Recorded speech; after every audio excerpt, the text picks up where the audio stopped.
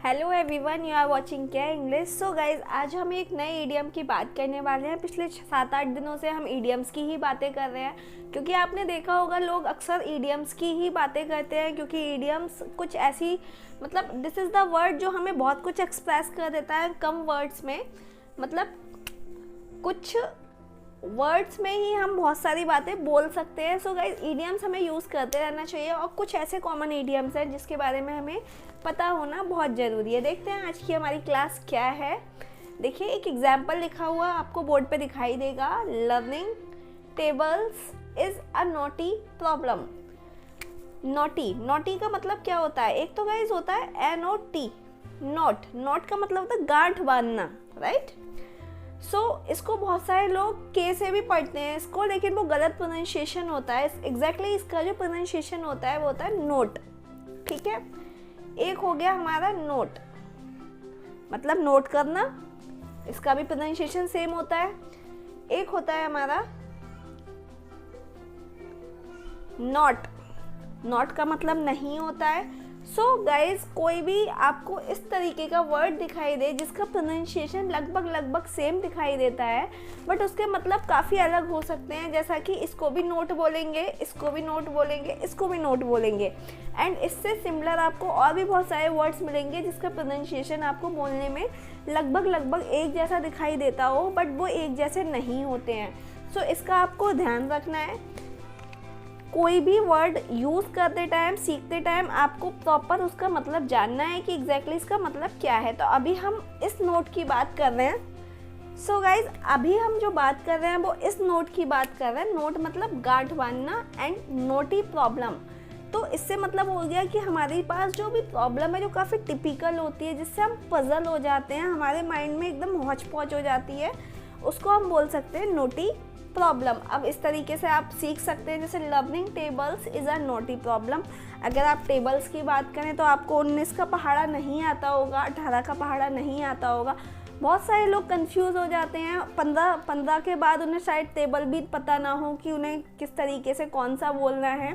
अगर लिखने की बात करेंगे तो टेबल्स लिखना काफ़ी आसान होता है, बट अगर बोलने की, सुनाने की बात करें तो कोई इस टेबल को ठीक से नहीं बोल पाता। तो it is simply a naughty problem. ऐसा नहीं है कि इम्पॉसिबल है, बट जो भी चीज़ आपको थोड़ा सा टाइम टेकिंग लगे आप उसको बोल सकते हैं it is a naughty problem. अब जैसे मान लेते हैं आप सैमसंग का फ़ोन चला रहे हैं और अचानक से आपके पास में एक आईफोन आ जाए और आपसे कहा जाए कि भाई इसको ऑन करके चार्जिंग पे लगा दो एंड उसके बाद इसका नेट ऑन कर दो। तो आपको कुछ फीचर्स अलग से दिखाई देंगे।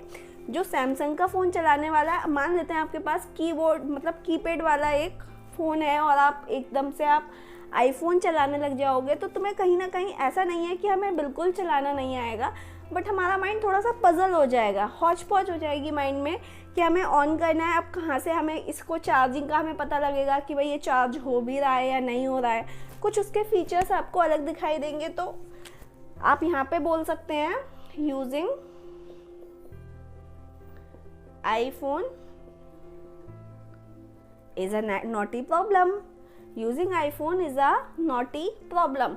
कभी कभी आपको इस तरीके के लोगों से बात करनी पड़ती है, और कभी कभी आप इस तरीके के लोगों से मिल भी लेते हैं जिसकी बात हमें समझ में नहीं आती हो। हम बोल देते हैं कि भाई बात पल्ले नहीं पड़ रही।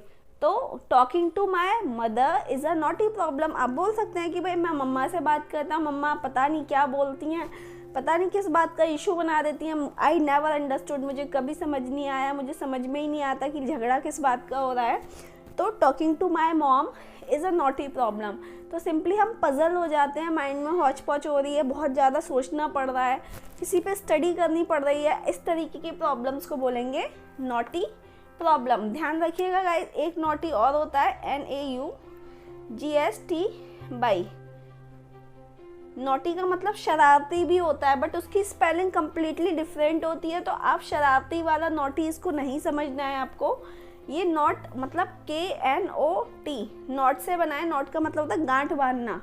तो जब हम किसी भी धागे में बहुत सारी गांठें बांध देते हैं और उसको खोलना थोड़ा सा मुश्किल हो जाता है, तो इसी से हमारा एक ईडियम बन गया नॉटी प्रॉब्लम। कोई भी काम, किसी भी एक्शन को आप ले सकते हो। आप बोल सकते हो कि भाई मैम लैपटॉप मुझे चलाना नहीं आता और लैपटॉप मैंने ख़रीद लिया है, अभी वो मेरे लिए एक नॉटी प्रॉब्लम बन गया है। मुझे समझ नहीं आ रहा कि मैं करूँ क्या।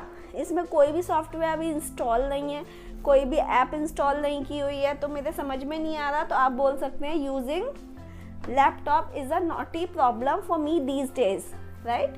तो बहुत सारे स्टूडेंट्स ऐसे भी होंगे जो हो सकता हो मैथमेटिक्स फर्स्ट टाइम पढ़ रहे हो, बहुत सारे स्टूडेंट्स ऐसे भी होंगे जो नए नए सब्जेक्ट्स को चूज़ करते हैं, तो वो भी बोल सकते हैं कि भाई इस टाइम पर computer as a subject is a naughty problem for me. बहुत सारे लोग इकोनॉमिक्स पढ़ते हैं और उन्हें बहुत सारे न्यूमेरिकल्स उसमें सॉल्व करने पड़ते हैं, बहुत सारे डायग्राम्स बनाने पड़ते हैं, तो they can say ma'am making diagrams is not a problem for मी। मेरे समझ में नहीं आता कि भाई ये डिमांड का ऊपर से नीचे कैसे जाता है और नीचे से ऊपर कैसे इसका ग्राफ जाता है।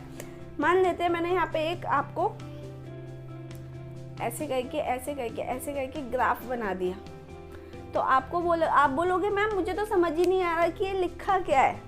तो आप बोलेंगे understanding this graph is a naughty problem for me.